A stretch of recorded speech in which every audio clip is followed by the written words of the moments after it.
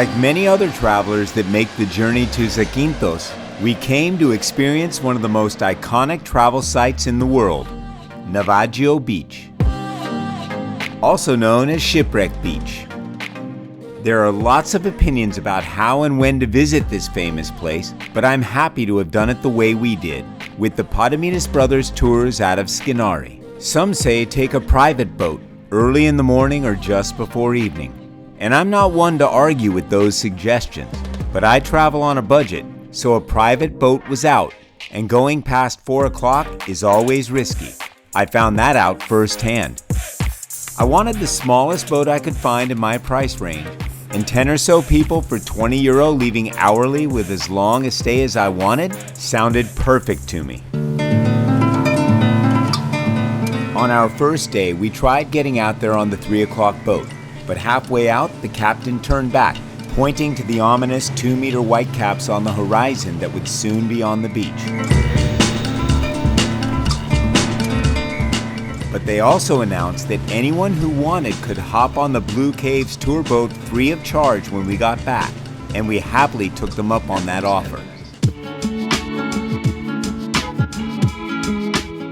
That tour would have been worth it even if we'd had to pay.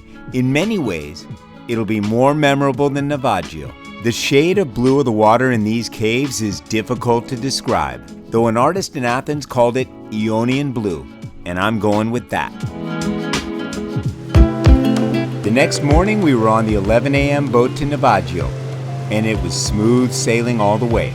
We arrived at the cove to the breathtaking Ionian blue, and held our breath as the boat made its way to the shore. The ship, named the Panagiotis, was silently awaiting to greet our arrival. The crowd around it, not so silent. We hit the beach and looked for a spot to hang out with a view of the ship that didn't include the selfie crowd. It was difficult, but not impossible. After some time of my own orbiting of the ship with my camera, trying to capture the wreck in some way that's never been done, we settled and let it soak in. I imagined what this beach would be like without the ship, and it would be, hands down, one of the most breathtaking beaches I've ever experienced. So I went for a swim.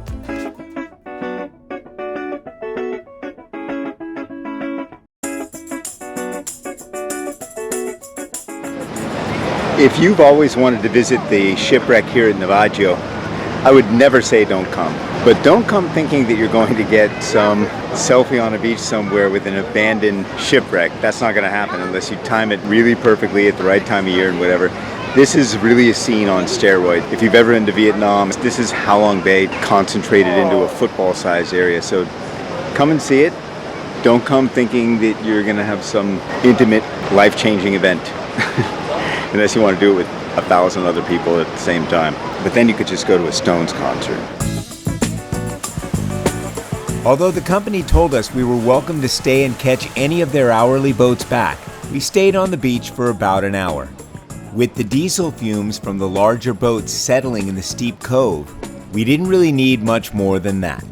In between the big ferryboat drop-offs and the 3-story pirate party boat, there were moments of calm, when we could imagine what it's like to be there alone, without the diesel fumes. And it was nice.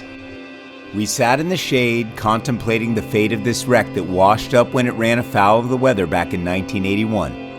Its crew abandoned ship that night, and it's been rumored since they were smuggling cigarettes for the Italian mafia. I doubt that when they jumped into the sea that night, they knew their ship would someday be so famous. Or shall we say infamous. Whatever the actual story is, eventually our boat returned, and as we headed away from shore, I experienced that satisfaction you can only feel when your ship finally comes in.